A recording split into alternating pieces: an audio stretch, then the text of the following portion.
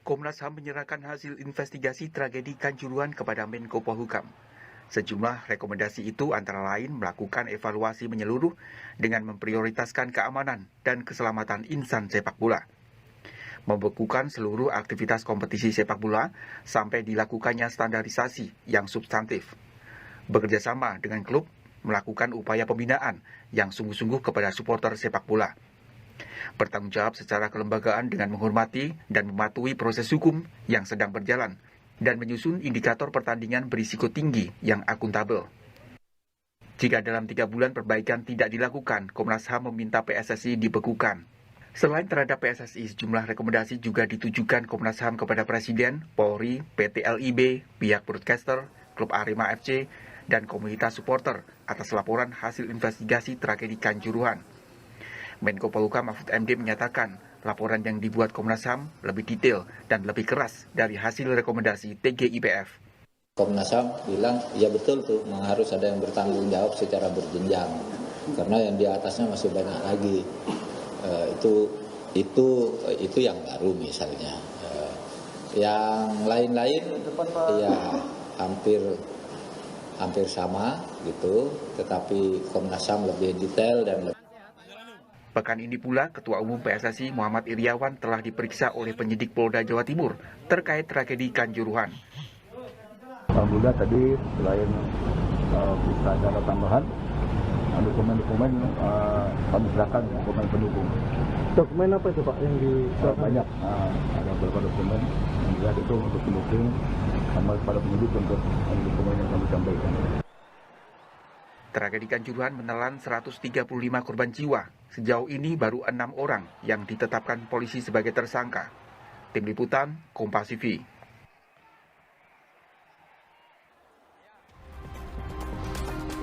Saudara, penyidikan tragedi Kanjuruhan termasuk otopsi jenazah korban terus bergulir. Komnas HAM menemukan ada pelanggaran tindak pidana. Sementara Menko Polhukam Mahfud MD menyebut ada yang harus bertanggung jawab berjenjang atas tragedi yang menewaskan 135 orang itu. Siapa lagi yang harus bertanggung jawab? Sudah ada Komisioner Komnas HAM Khairul An'am dan mantan anggota TGIPF Kanjuruhan Laude M. Syarif dan juga pakar hukum pidana Suparji Ahmad yang sudah bergabung di Kompas Petang. Assalamualaikum, selamat sore Bang Laude, Cak Anam, Pak Suparji. Selamat sore. Baik, kita masih mencoba memperbaiki hubungan telepon dengan Pak Suparji. Kita ke Cak Anam dulu. Cak Anam, dari rekomendasi ataupun temuan yang disampaikan Komnas HAM yang disebut Pak Mahfud MD lebih tegas daripada yang disampaikan TGIPF ini, diharapkan ada tersangka baru, benar? Iya, ada 2 dimensi sebenarnya. Yang pertama memang dimensi pemidanaan. Ya, kami menemukan banyak hal, ya mulai dari level atas sampai level bawah dalam konteks tata kelola sepak bola ini, itu masuk dalam kategori tindak pidana. Oleh karenanya memang kalau ditanya potensial ataukah tidak ada penambahan tersangka, pasti potensial. Bahkan kami menyebutkannya 6 tersangka itu nggak cukup, karena masing-masing orang berkontribusi terhadap peristiwa tewasnya 135 korban dan ratusan luka-luka. Itu bisa ditelusurin, ya mulai dari level paling tinggi sampai level paling rendah. Yang 2 adalah soal pembekuan. Jadi pembekuan itu ide dasarnya adalah memastikan semua tindakan sepak bola ini profesional. Ya, dengan profesional itulah akan keselamatan, keamanan bagi siapapun, penonton, pemain, wasit dan sebagainya bisa terwujud. Nah, ini karena ada temuan yang ya level paling tinggi sampai paling rendah juga tidak mengetahui instrumen PSSI sendiri, bahkan PSSI sendiri juga melanggar aturannya. Nah, oleh karenanya dibutuhkan satu lisensi, satu sertifikasi. Nah, kalau itu tidak terpenuhi, ya kami memang merekomendasikan untuk dibekukan. Karena kalau nggak dibekukan akan ada pertandingan-pertandingan berikutnya yang akan mengulangi tragedi Kanjuruhan. Oke, Cak Anam, kita ke Bang Laude dulu. Bang Laude, sebagai mantan anggota TGIPF, menurut Anda perlukah PSSI dibekukan? Ya, PSSI itu ada di dalam laporan. Jadi di laporannya jelas bahwa di laporan TGIPF itu banyak sekali. Salah satunya adalah mengganti statutanya. Itu yang paling penting. Karena statuta itulah menjadi biang kerok tata kelola sepak bola di Indonesia sangat jelek. Misalnya antara pengurus yang ada antara regulator, dia juga ikut pemain. Lihat saja itu. Exco itu ada pemilik klub seperti itu. Yang kedua, conflict of interest itu sangat jelas di sana. Sehingga kalau ada KLB itu perlu dikawal oleh Kompas TV dan seluruh masyarakat Indonesia. Apa agendanya? Ini jarang diributkan. Oh, ini KLB hanya penggantian ketua. Bukan soal ketua yang paling penting. Yang paling penting adalah merevisi statuta PSSI itu agar sesuai dengan organisasi modern yang nomor 1 mengikuti tata kelola organisasi yang baik, good organization governance, dan yang kedua hormati hak-hak asasi manusia. Itu penting itu.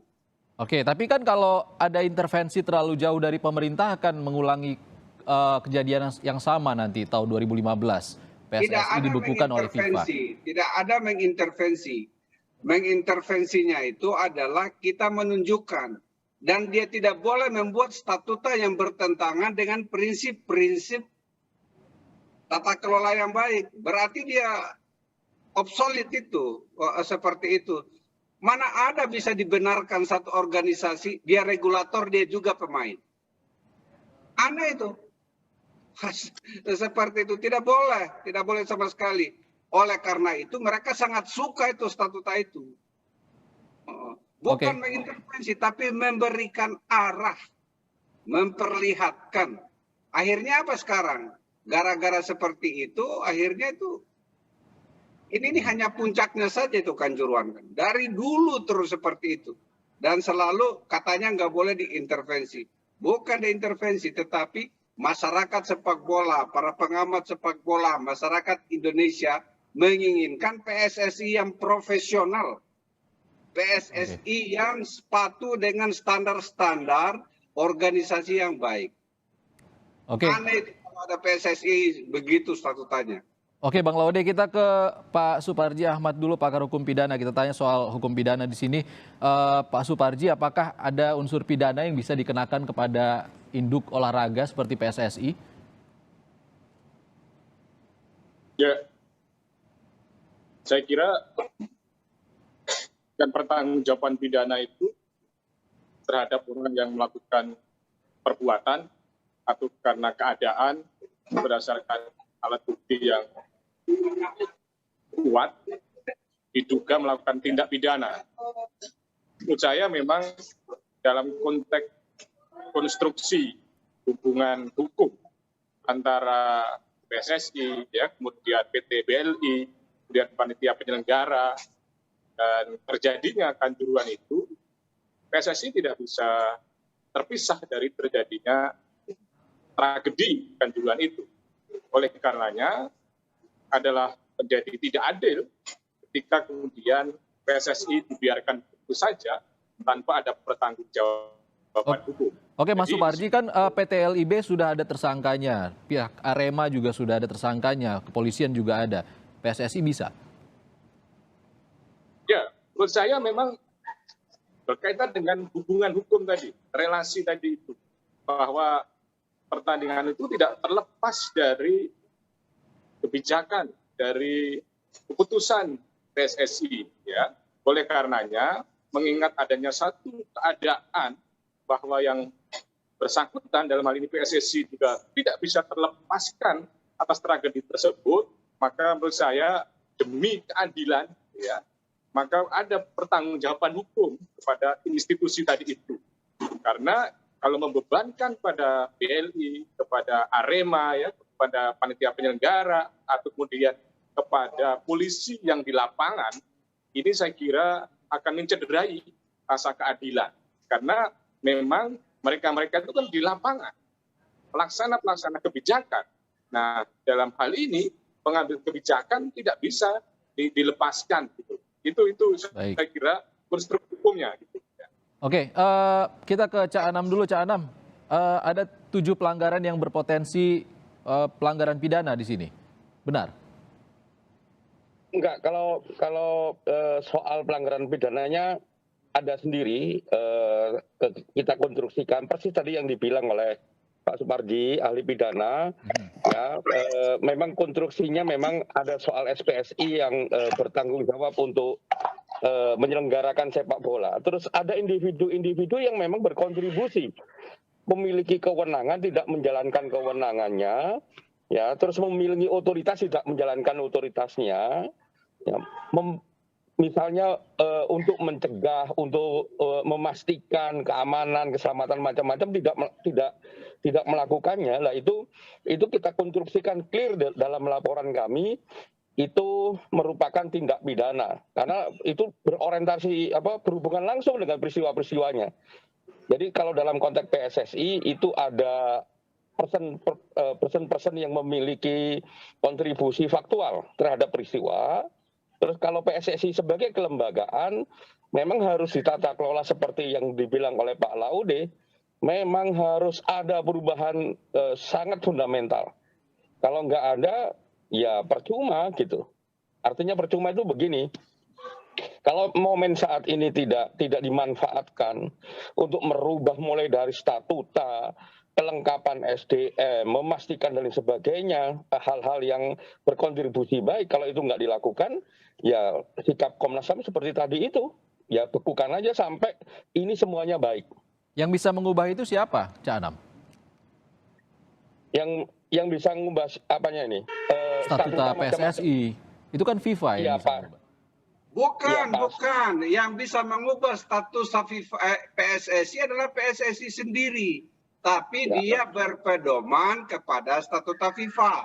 Contoh, statuta FIFA itu tidak boleh memiliki, ada statuta pasal 15 kalau saya lupa, konflik of interest itu tidak bisa. Coba lihat komposisi ketua PSSI dengan ESCO semuanya, pasti konflik of interest. Bahkan di PSSI itu ada kepemilikan saham yang cross. Itu tidak boleh. Misalnya itu Raffi Ahmad. Dia punya saham di RAN, dia punya saham di Arema. Itu nggak boleh menurut aturan FIFA. Jadi obsolete itu. Jadi PSSI itu tuh kacau sekali. Makanya mereka suka untuk berlindung di samping itu. Khusus untuk Pak Suparji Ahmad, yang tadi dibilang itu, ada orang turut serta. Itu saja sebenarnya. Ada melakukan pembiaran. Dan seperti itu. Ada yang tidak melaksanakan tugasnya sebagaimana mestinya. Itu ada di laporan TGIPF dan diperkuat lagi laporannya Cak Anam di Komnas HAM. Jadi seperti itu. Jadi itu aneh itu kalau mau melempar tanggung jawab ke pihak lain. Baik Bang Laude. Statuta ini yang paling penting saya pikir Kompas TV itu harus bunyikan. Oke, Bang Laude. Agenda KLB itu yang paling penting. Tahan dulu Cak Anam, Bang Laude dan juga Mas Suparji, kita masih akan bahas terkait dengan temuan-temuan ini. Usai jeda tetaplah di Kompas Petang, saudara.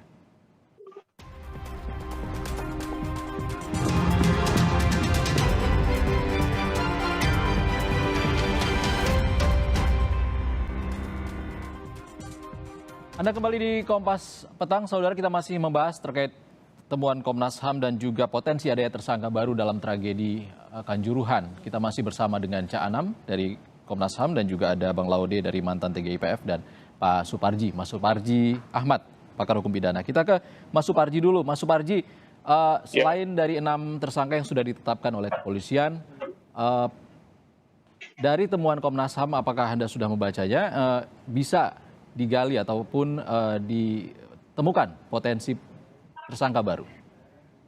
Ya, saya kira saya setuju dengan Bang Laude bahwa sangat terang benderang bahwa harus ada pertanggungjawaban hukum dari PSSI, mengingat yang dijadikan tersangka selama ini kan diterapkan 359 dan 360 karena kelalaian menyebabkan luka, kelalaian karena menyebabkan kematian orang lain.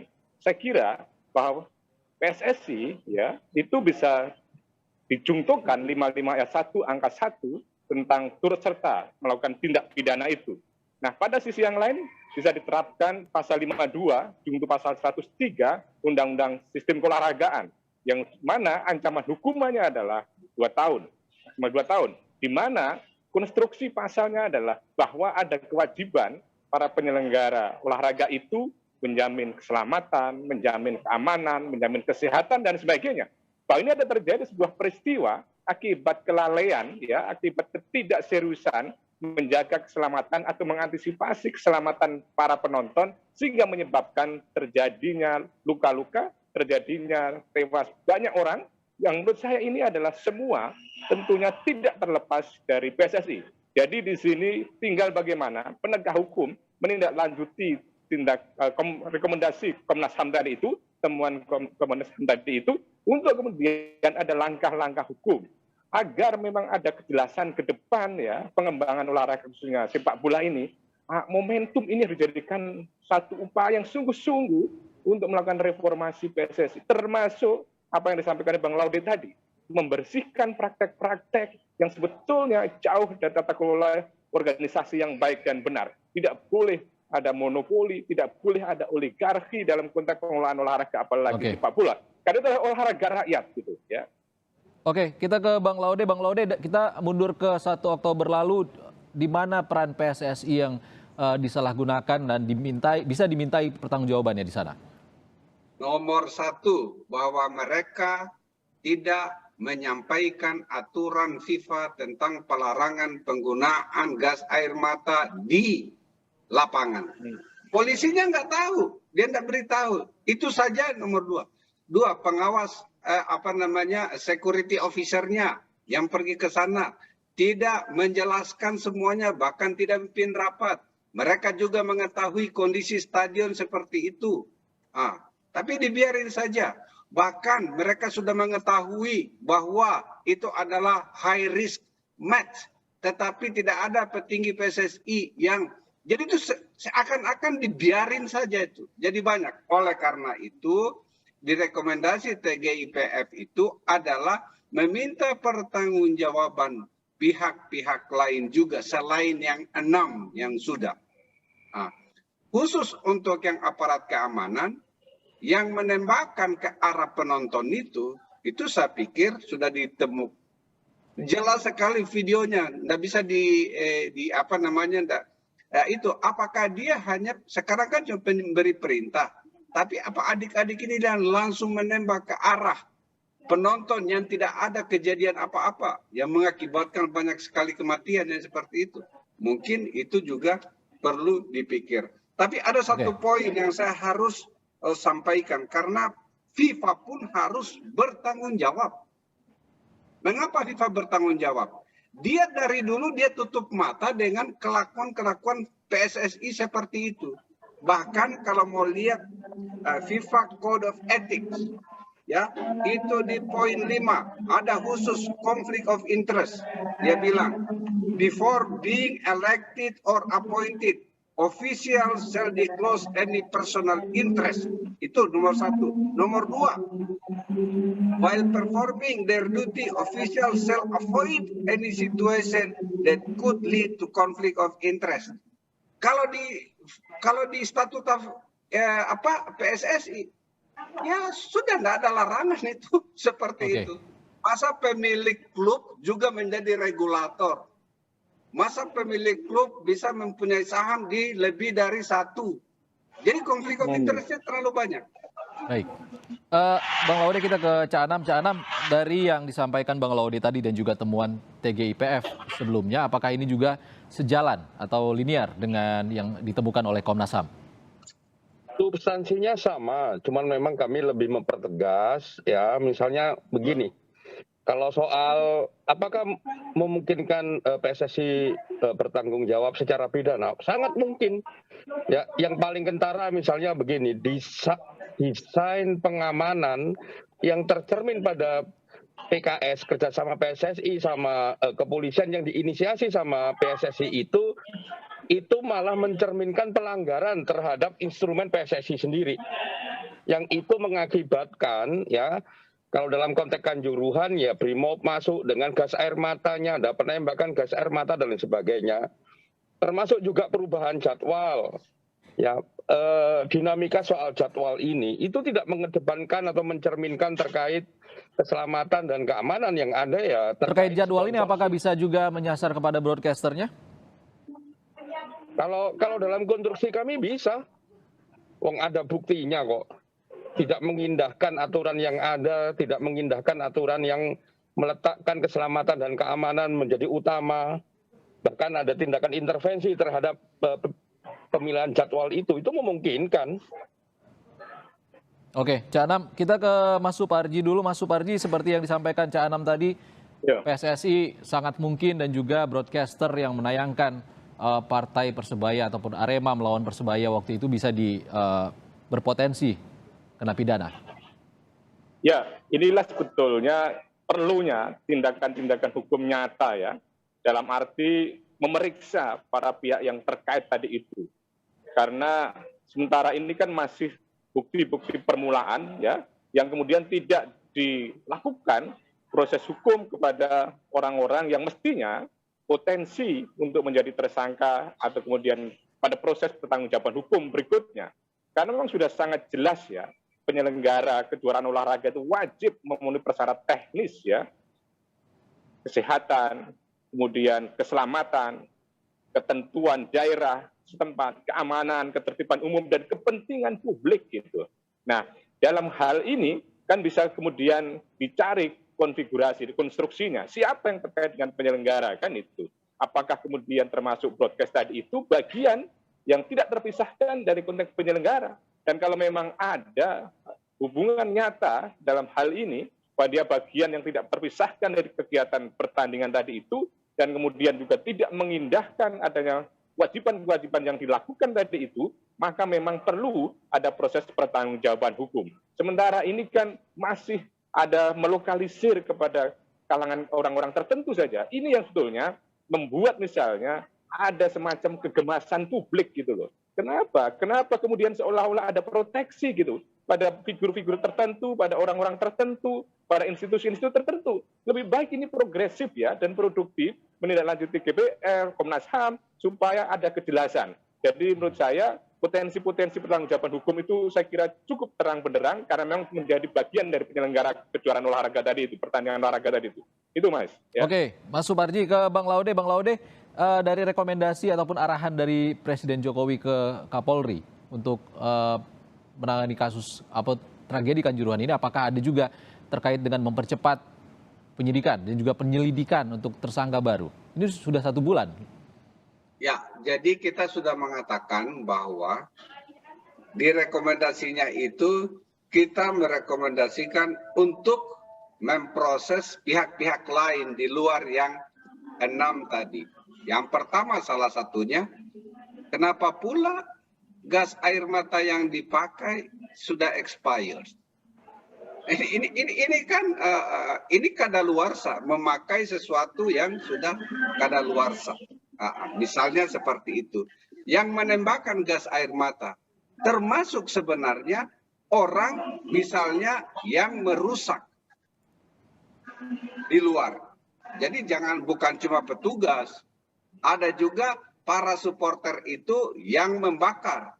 Nah, itu juga harus kena. Jadi ini pelajaran untuk semua. Tidak boleh. Jadi kita sudah katakan seperti itu. Jadi kalau dilokalisir saja seperti yang sekarang, ya menurut saya mungkin tidak akan menimbulkan perbaikan yang signifikan di dalam masa depan persepak bolaan dan olahraga nasional. Oke, terakhir ke Cak Anam ya. Cak Anam, soal tersangka apakah ada rekomendasi terkait dengan tersangka baru kepada Kapolri? Sebenarnya kami kemarin sudah kirim, walaupun tidak bertemu langsung, tapi kirim surat kepada Pak Kapolri, rekomendasi Komnas HAM, termasuk juga laporan lengkapnya. Dan di laporan lengkap itu cukup detail kami jelaskan siapa-siapa yang berpotensi untuk menjadi tersangka. Karena kita bilang bahwa tindakan-tindakan mereka adalah tindakan-tindakan yang dalam konteks hukum itu bisa dikategorikan sebagai tindakan pelanggaran hukum pidana. Nah, kami minta supaya Pak Kapolri melakukan penegakan hukum tanpa pandang bulu, mulai dari yang paling bertanggung jawab sampai yang paling kecil. Nah, itu kita sampaikan. Nah, semoga beliau sudah mendapatkan laporannya. Ya kalau belum kita tunggu sampai Senin misalnya, sehingga beliau bisa mempelajari lebih lanjut dan segera melakukan tindakan-tindakan penegakan hukum. Oke, baik. Terima kasih Muhammad Khairul Anam, Komisioner Komnas HAM. Sebelumnya ada Bang Laude Muhammad Syarif, mantan anggota TGIPF Tragedi Kanjuruhan, dan Supardi Ahmad, pakar hukum pidana, sudah bergabung di Kompas Petang. Terima kasih.